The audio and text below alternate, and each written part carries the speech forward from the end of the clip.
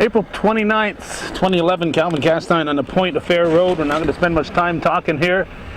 2 days ago, I did a little tour of the northern tier for Hometown Cable on April 27th. And one of the places we went was down here. And we drove through and saw the highway department clearing up. Now we find out 2 days later that the road is closed, and we're going to find out why. We're about to hop in the truck with the highway employee Ben Huff and the highway superintendent Alan Racine. And it looks like there's a vehicle coming out of there right now. Only trucks dare to go through there. Now we're in the truck. We're waiting until this vehicle drives out. Alan, at noon today, what was the height of Lake Champlain? 102.5. And had it gone up how much in the last couple days? Better than a foot. And I believe I've heard this is an all-time record. Now your guys were cleaning up debris through here a couple days ago. Yes. And you should have left some of it here. Did you put some dirt in too to act as a deterrent for the water? I saw some dirt along the shore. Yes, too. we refilled the holes that happened last Saturday, and we started killing the debris, and it doesn't even show that we did it. And a lot of this green algae or whatever is washed over. And go ahead. It gets worse as we go.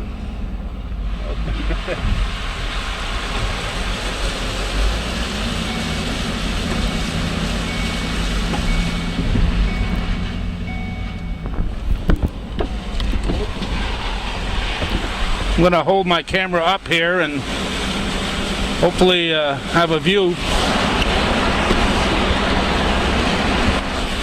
I'm holding my camera up,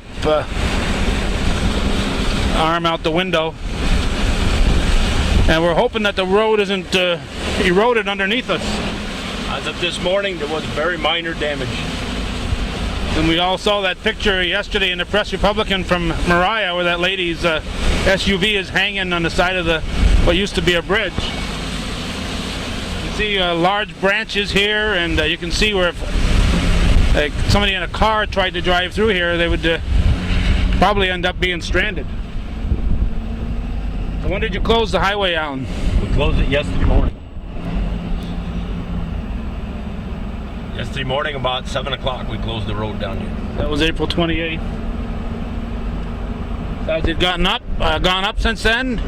Yes, the road went up about 6 inches since yesterday morning.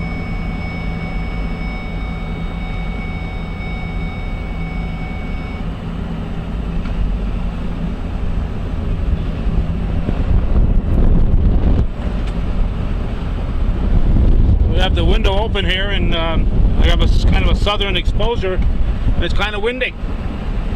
That wind isn't helping the situation. Yes, it brings in all the debris from the lake. That's what we were cleaning up the other day.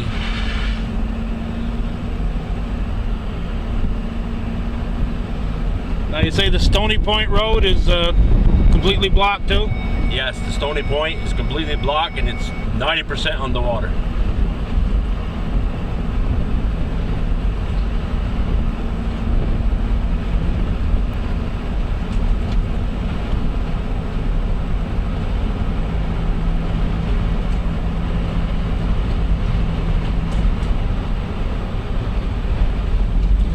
We're nearing a bend where, is that called the Scales Road that comes out here and meets here? Yes, it is. There's a truck that's going through. And is this truck high enough to go through here? Yes. I hope so. I don't normally risk my life to bring people Hometown Cable, but I have that feeling that I'm kind of doing that today. Here's Joe Southwick's off to our right here. And Joe was certainly not surrounded by water. We did take a picture of this road here, and the water was up to the sides, but now it is completely over. You've measured this, you figure it's about 12 to 14 inches deep here? Yeah, as of noon today, it was 14 inches right here. Wow. And that's 14 inches that weren't on the road 2 days ago, because this was all passable 2 days ago. Right. Again, more debris. Hopefully nothing with a too pointy an end on it.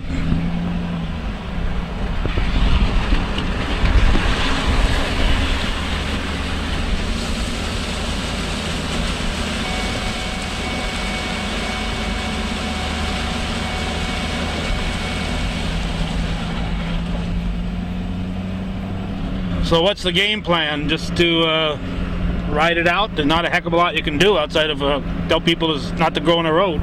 That's just about it. Just to keep the people that live down here, keep them safe and shuttle them back and forth if we can. And that's about all we can do. Keep the debris off the road.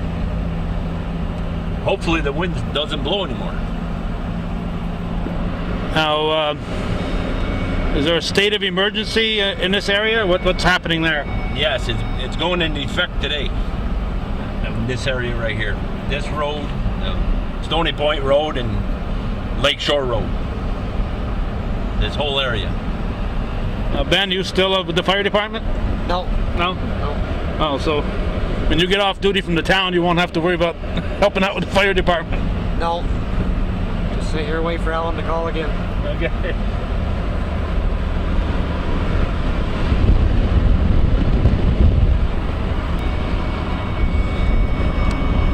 Now you say to our right here, there's been a lot of shore damage, Alan?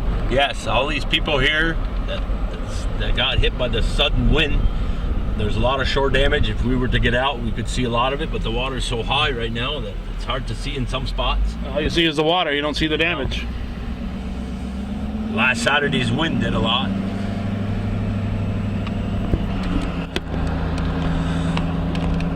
Well, it's nice and dry through here. Yeah. We're coming up to the spot. There was no water here this morning over the road. Now it's over the road.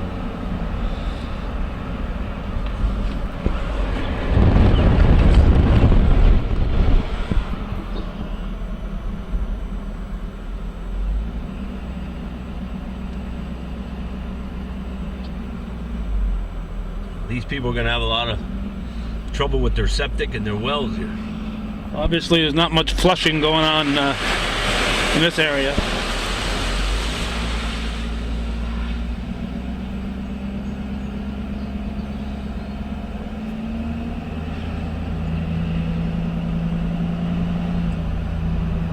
As we go, we're getting higher anyways. As we get closer to Scales Point, the elevation increases. So, but the shoreline is damaged.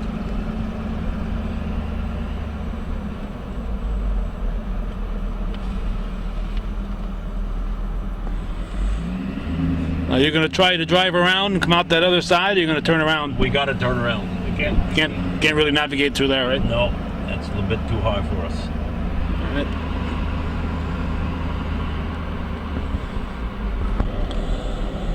Okay, we've turned around and we've gone back to that area that is where the roads intersect. A lot of debris that we're driving over. And of course, once this water recedes, the town will have to check underneath and make sure that there hasn't been any erosion under there. There's a view of Joe Southwick's house. Joe and Karen Southwick, and I would imagine they have evacuated.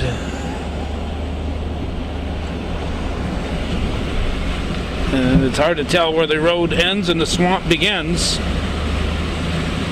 This is worse than driving in a blinding snowstorm, probably.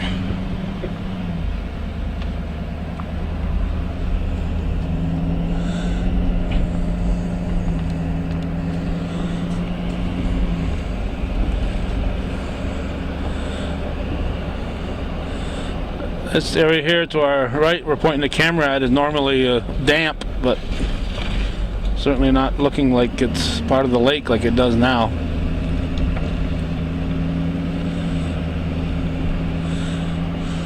Would I be safe to assume we're not even going to attempt to go down the Stony Point because it's hard to tell where the highway is there? Yeah, we can't. It's pretty hard to judge the road there. Yeah, so no sense in going down there and running the truck into the swamp or into the lake for nothing.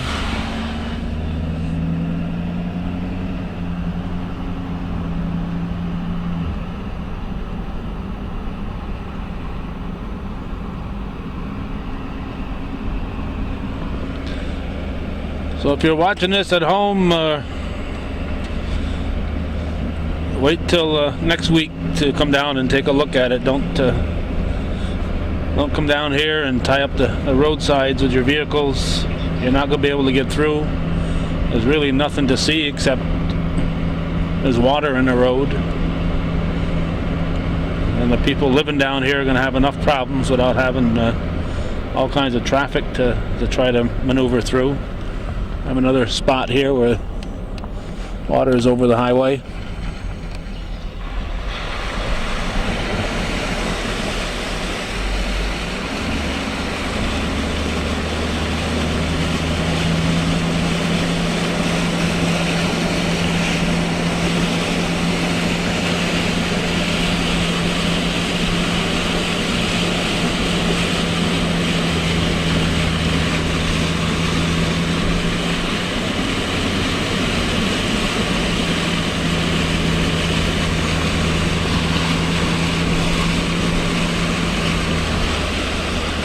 So as far as you know, this is a record high for Lake Champlain, Alan? Yes.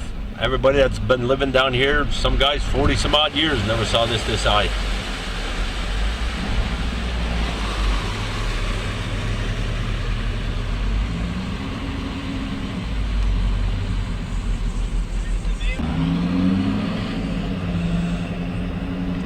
Okay, we just had a couple of residents who went out and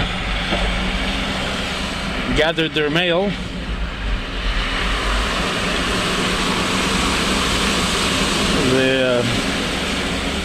No matter what the post office slogan is, with the rain, snow, and sleet, there's no way that the mail delivery truck is going to get through that mess.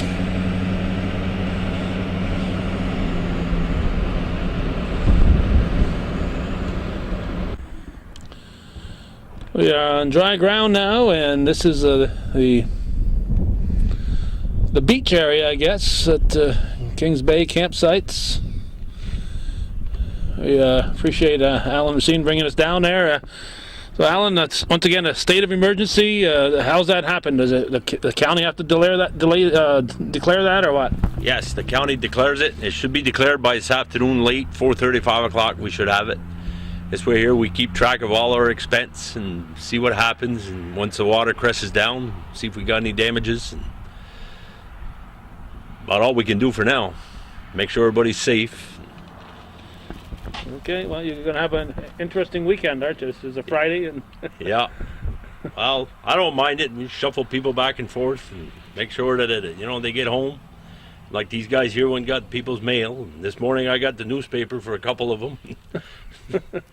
No, it's all right, I guess. If it doesn't get any worse. so, what will happen here after dark here? Will there be anything here that's going to scare people away besides that little sign? Well, what we normally do, we stay here till 8:30, 9 o'clock, and anybody needs a ride, and after that, they're on their own. I mean, they can call, and if we got an emergency, an ambulance or fire truck, well, I'll come down. We got a loader on both ends, and we help out. But other than that, that's about all we can do, watch the water go down. And will there be flares and stuff to Yes, we got benches with the lights flashing, so that way there, if somebody gets out of bounds here and they take the wrong road, at least they got something to warn them. Yeah, but it's certainly a risk that somebody at 11 o'clock at night will come through here, see that there, and say, well, I'll just go around that, and end up driving into that mess that we've just come through there. So if you're watching this, you won't see this till Saturday morning on Hometown Cable, but if you're watching this, then stay the heck away. Wait till it's clear, and then you can talk to the people who live here, and they can tell you all about their adventure, but don't become part of the story.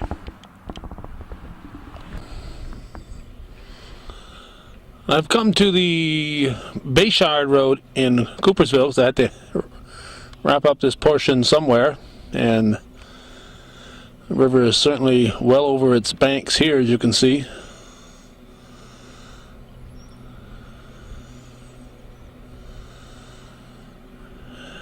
and that's one way to get around and assess the situation. If you're watching this on the weekend of April 30th and May 1st on Hometown Cable Channel 24, what you're about to see is video taken on April 27th, 2 days ago, and about half an hour's worth of footage. And when you're watching that, add about 1 foot high of water to that view, because as we were taking it, the lake was approaching 101.5 feet above sea level, and as we're standing here today, it's about 102.5, an all-time high. And so what you're about to watch, add 1 foot of water to it, and you'll get an idea of what we'd see if I had time to go out and reshoot that today. So once again, our thanks to Alan Racine for taking us around, and please heed the warning and stay away from the Point of Fer and Stony Brook areas and any other area in the northern tier that's suffering water damage right now.